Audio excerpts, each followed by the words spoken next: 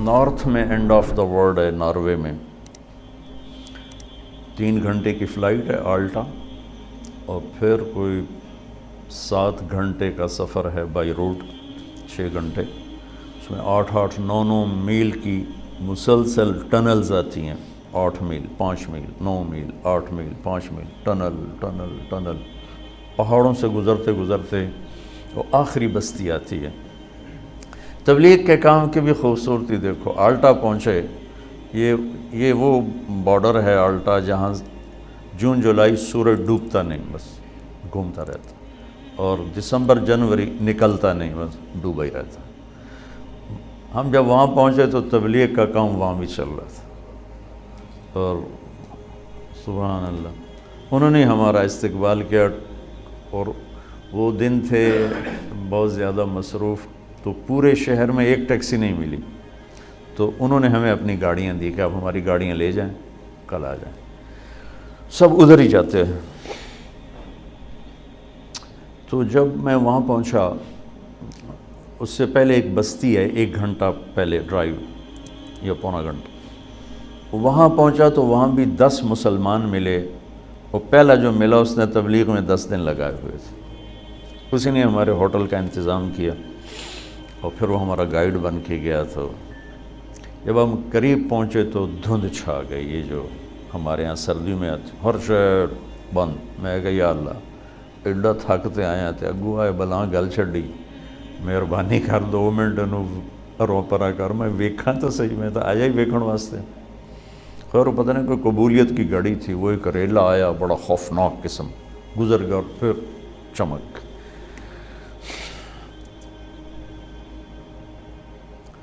تو جب میں وہاں سے نکلا ہوں اور سمندر کے کنارے پہنچا ہوں،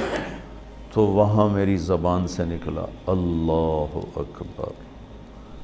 جو میں نے ابھی کہا بلا وہو الخلاق العلیم، کیا زبردست ہے بنانے والا۔ میں تنوں انیس دی مسجد کے میں توڑی ہو کیفیت بنا، میں تو وہاں پہنچا ہوں، لیکن آپ میری کیفیت سے اندازہ لگا رہے ہوں گے کہ میں نے کیا دیکھا۔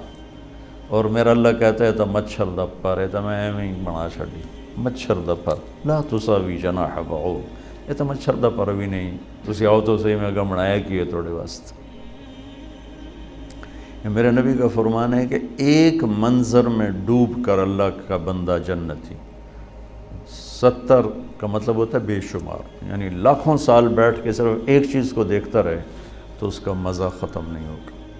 کیونکہ ہر لمحے جنت کا حسن بڑھ رہا، ہر لمحے۔ اس مسجد کو ایک حد تک خوبصورت بناؤ گے، آگے ختم، ہر حسن یہاں ایک جگہ پر آ کے سٹاپ کر لیتا ہے، آگے نہیں بڑھتا ہے۔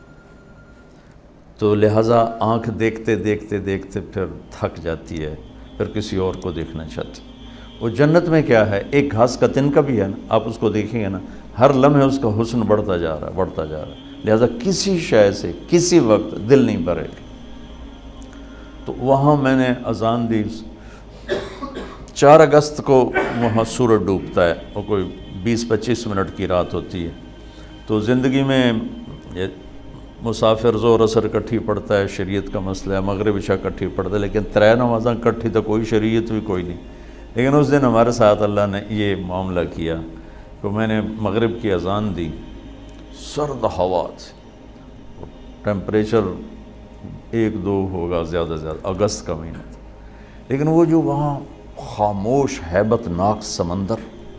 اور وہ دنیا کا کنارہ نارتھ میں جا کے آخر، اور اس پر انہوں نے گلوب بھی بنایا ہوا تھا دنیا کے اشارے کے لیے کہ یہ آخری جگہ ہے، اوپر پھر نارتھ پول آ جاتا ہے۔ دیکھو گے تو تم کہو گے اللہ اکبر، اوہ جو میں نے کہا نا اللہ اکبر، میں نے اذان دی، اس دن میں نے پتہ لگا کہ اللہ اکبر ہوندہ کی ہے، ایسے تو سپیکر منہ دیتا تو شروع ہو گئی۔ جب میرے سامنے اللہ کی قدرت کھلی ہوئی تھی،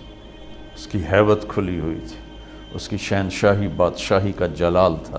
اور میں اس کو دیکھ کے کہہ رہا تھا اللہ اکبر۔ زندگی گزر گئی اذانیں دیتے، وہ پہلی تھی آخری اذان ہے، ایسی اذان دل بھی کہہ رہا تھا اشہد ان لا الہ الا اللہ، زبان بھی کہہ رہی تھی اشہد ان لا الہ۔ پھر ہم دوڑ کے پیچھے بنائے ہوئے تھے انہیں چھوٹے چھوٹے ہوٹلز تھے چائے کافی کے لیے، اور ایک ہال تھا جس میں ٹورسٹ آ کے بیٹھ جاتے تھے۔ تب ہمارے پاس 20 منٹ تھے، اس میں ہم نے مغرب بھی پڑھنی تھی، عشاء بھی پڑھنی تھی، فجر بھی پڑھنی تھی، رات ہی 20 منٹ دی ایسے، تو اذان دی، بھاگے بھاگے آئے کمپا۔ اچھا وہاں جا کے مجھے پتہ چلا کہ اللہ نے ہمیں چاند کا کیلنڈر کیوں دیا۔ مجھے خیال آتا تھا کہ ہر باری رولا پہ آتا ہے عید والا، پٹھانا نو ایک دن پہلے نظر آ جاتا، سانو ایک دن بعد،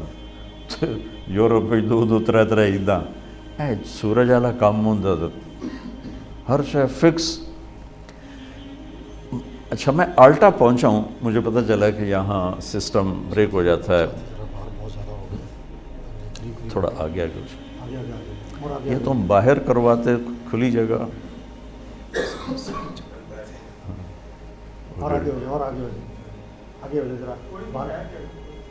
چلو ٹھیک ٹھیک ٹھیک۔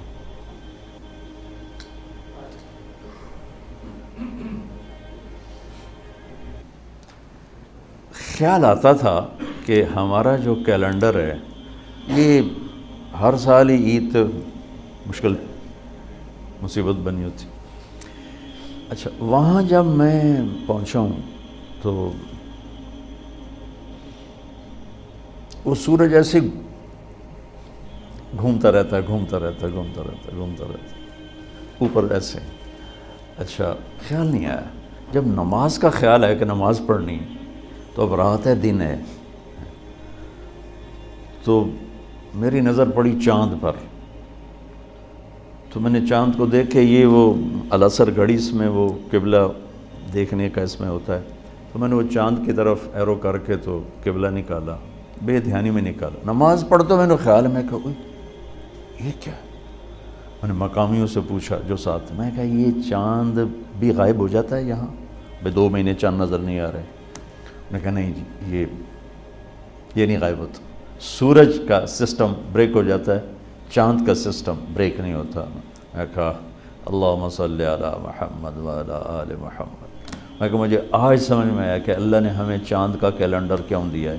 کہ اگر میرے نبی کا کوئی امت، وہاں ہیں آلٹا میں ہیں ہزاروں، 10,000 کی آبادی تھی، 3,000 مسلمان تھے وہاں، اور وہاں 1500 کی آبادی کا گاؤں تھا، اس میں 10 مسلمان تھے۔ تب انہوں نے نماز پڑھنی، دن کے رات، سورج چلتا پہ، چاند سے پتہ چلے گا رات ہے یا دن ہے۔ تو چونکہ میرے نبی عالمی نبی ہیں، رحمت للعالمین ہیں، کافۃ للناس بشیر و نذیرہ ہیں، دنیا کے آخری کناروں تک کے نبی ہیں، تو اللہ نے میرے نبی کو وہ کیلنڈر دیا جو کہیں بھی فیل نہیں ہوتا ہے۔ چاند کا کیلنڈر، سورج کا کیلنڈر فیل ہوتا ہے وہاں، تو میں دیکھ کے آیا، اور چاند کا کیلنڈر وہاں بھی چلتا ہے۔ میں نے کہا یہ ہے رحمت للعالمین کی شان، کیا میرے اللہ نے اپنے نبی کو، حالانکہ چاند بھی اللہ کا، سورج بھی اللہ کا، هو الذي جعل الشمس ضياء والقمر نورا وقدره منازل لتعلموا عدد السنين والحساب وكل شيء فصلناه تفصيلا۔ جنوری فروری سورج سے ریلیٹ ہے، تو سورج اللہ دا، تو جنوری بھی اللہ دا، اور محرم سفر چاند سے جڑا ہوا ہے، تو چاند بھی اللہ کا تو محرم بھی اللہ کا۔ تو وہ کافروں کا اور یہ مسلمانوں کا ایسی بات نہیں ہے کہ کوئی تعصب ہو، اللہ نے اپنی قدرت سے اپنے حبیب کے لیے چاند چنا، تاکہ دنیا کے کسی بھی کنارے پر امتی موجود ہو تو اس کو نماز کے لیے ٹائم معلوم ہو، اس کو روزہ رکھنے کے لیے ٹائم معلوم ہو۔ تو خیر میں آپ سے عرض ہی کر رہا تھا کہ اللہ تعالیٰ نے اس مسافر خانے کو اتنا خوبصورت بنایا ہے کہ انتہا کو حد کر دی ہے۔ تو جس کی وہ تعریفیں کر رہا ہے روزانہ پورے قرآن میں، جنات عدن تجری من تحتها الانہار، جس کو اللہ کے نبی نے فرمایا کہ اللہ نے جنت الفردوس کو اپنے ہاتھوں سے بنایا۔ اب کتنا ہی بڑا گھر بنائے، کیا علاج ہے موت کا، کیا علاج؟ سب سے بڑا گھر دنیا میں بنایا تھا ایران کے بادشاہ خسرو پرویز، 11,000 پلرز پر وہ گھر کھڑا کیا گیا تھا۔ تسی تو بڑے بڑے گھر بنانے بیٹھے ہو، 11,000 پلرز پر وہ گھر کھڑا کیا گیا تھا، اور 40 مربع میل میں تھا، 40 مربع میل، اور اس میں پوری دنیا سے یہ حسین ترین 3,000 باندیاں اس میں چھوڑی گئی تھیں اس کے حسن کے لیے، اس کی زیبائش کے لیے، اور جنگل میں 900 ہاتھی چھوڑے گئے تھے اس خسر پرویز کی ہیبت کو، اس لئے ہاتھی بڑی طاقت ہوندی ہے تو ہاتھی چھوڑے ہوئے تھے، اور اس کے نیچے 100 بڑے بڑے ہال تھے جو سونے چاندی سے بھرے ہوئے تھے، اور اس کو اس میں 10 سال رہنا نصیب نہیں، اور رومن امپائر اس وقت دب رہی تھی، تو اللہ نے قرآن اتارا، الف لام میم غلبت الروم فی ادنی الارض وہم من بعد غلبہم سیغلبون۔ کافر ہمارے نبی کو اور مسلمانوں کو تانا دے رہے تھے، تم کتاب والے ہو اور عیسائی بھی کتاب والے ہیں، ہم بھی بغیر کتاب کے ہیں اور ایرانی بھی بغیر کتاب والے کتاب والوں کی پٹائی کر رہے ہیں، ہم بھی تمہاری کریں گے۔ تو اس پر اللہ نے یہ آیت اتاری ہے، کوئی حال نہیں، آج جو مار کھا رہے ہیں کل انہیں جیت جانا ہے۔ اس پہ شرطیں لگ گئیں، وہ شرط لگانا اس وقت کوئی ایسا منع نہیں تھا، تو ابوبکر صدیق اور ابی بن خلف کی شرط لگی، 100 اونٹ کی شرط لگی، 10 اونٹ کی شرط لگی۔ تو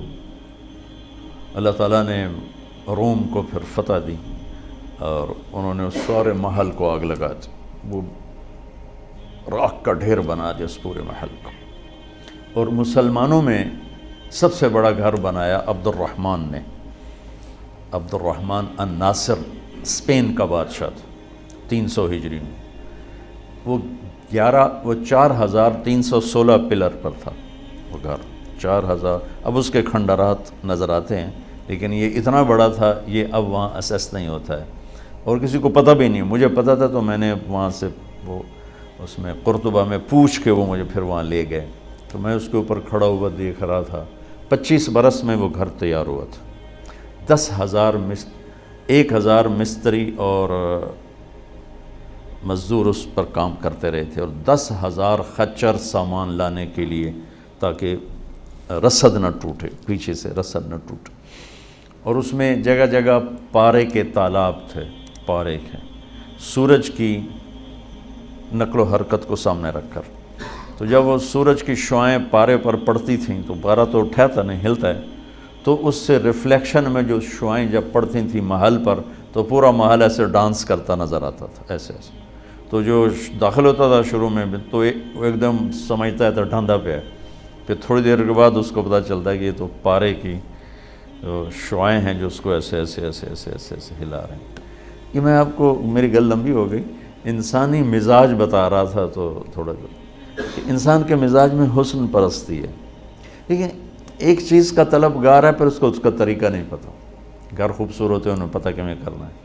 کپڑا کیسے خوبصورت ہو،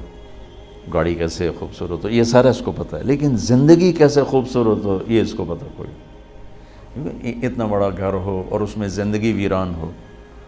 تو مزہ تو نہ ہے۔ زندگی کیسے خوبصورت گزاروں کہ میرا من بھی خوبصورت بنے، میرے اندر خوشی ہو، 100 بار چمن مہکا، 100 بار بہار آئی، دنیا کی وہی رونق، دل کی وہی تنہائی، تو کیا فائدہ اس 100 بار چمن کے مہکنے کے اگر میرا ہی دل ویران اور اداس ہے؟ کیا لطف انجمن کا جب دل ہی بجھ گیا ہو، دل ہی مصیبت خانہ بجھا پڑا ہو، تو بڑے گھر چھوٹے گھر کیا معنی رکھتے ہیں، بڑا کاروبار چھوٹا کاروبار کیا معنی رکھتے ہیں؟ یہ علم کہ میری زندگی خوبصورت ہو، یہ صرف اللہ نے اپنے نبی کو دیا اور اعلان کیا کہ اگر زندگی کو خوبصورت دیکھنا چاہتے ہو تو بس پھر میرے نبی کے در پہ جھکنا پڑے گا اور کہیں سے نہیں ملے گی۔